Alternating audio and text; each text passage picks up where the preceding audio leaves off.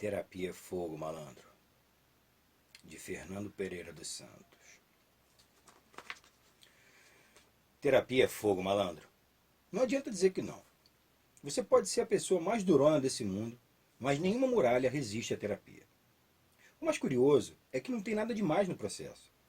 A gente fala da nossa vida para alguém completamente estranho, depois ouve desse mesmo alguém tudo aquilo que lá no fundo da alma a gente já sabe bem. Passei minha vida toda achando que isso era a maior bobagem, o maior gasto desnecessário de grana. Para que fazer terapia se existe o bom e velho boteco para despertar aquela vontade de jogar tudo para fora?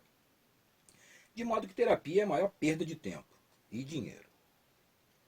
Lê do engano, malandragem.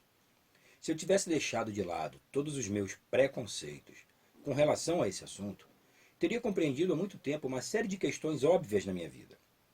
Eu, que sempre me gabei de ser um sujeito esclarecido, de ler pra cacete sobre qualquer assunto, vivia na caverna de Platão a vida inteira, olhando para as sombras projetadas na parede. Foi numa segunda-feira. Depois de muito ter arrumado desculpas e adiado, finalmente resolvi marcar a tal consulta.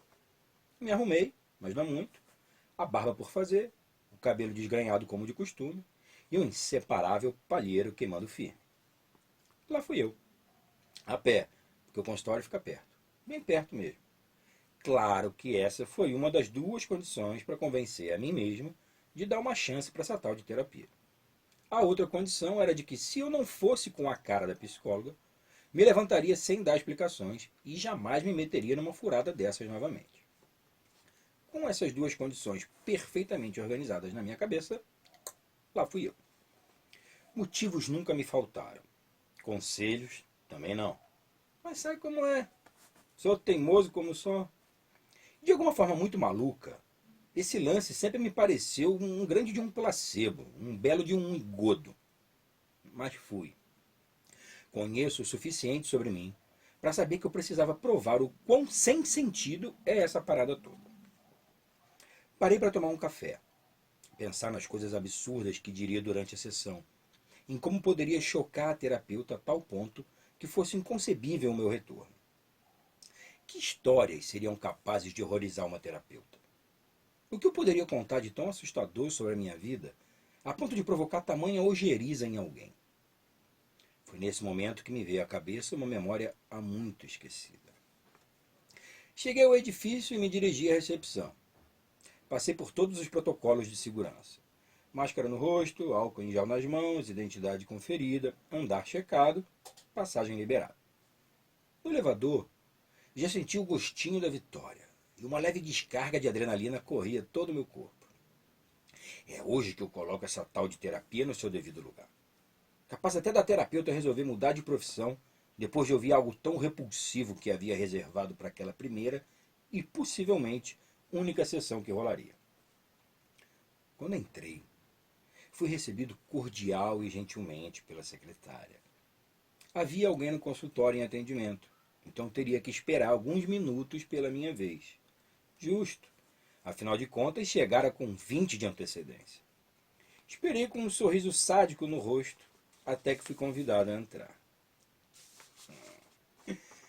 Depois de algumas perguntas objetivas, minha anamnese havia se cumprido.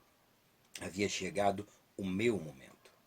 Sem hesitar, despejei de uma só vez a passagem mais escabrosa de minha vida, com uma riqueza de detalhes que até eu me assustei de ainda tê-los tão vividamente em minha memória. Certo de que isso provocaria o efeito desejado, encerrei minha narrativa esperando o olhar de espanto da terapeuta, que simplesmente não aconteceu. Na verdade, não houve nenhuma reação esperada por mim. Mas como assim? Sério que você não se sentiu ultrajada com o que acabei de relatar sobre mim? E ela, sem perder a compostura nem o tom, simplesmente sorriu e me disse uma dúzia de verdades que me chocaram muito mais do que eu jamais poderia imaginar. Saí dali certo de que aquela briga ainda não havia se encerrado. Eu voltaria ainda uma vez e mostraria a ela quem é que manda. E voltei. Uma, duas, três, 4 vezes. Agora já parei até de contar.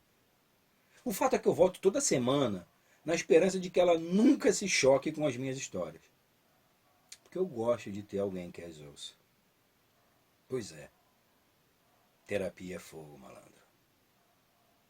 Rio de Janeiro, 21 de setembro de 2020.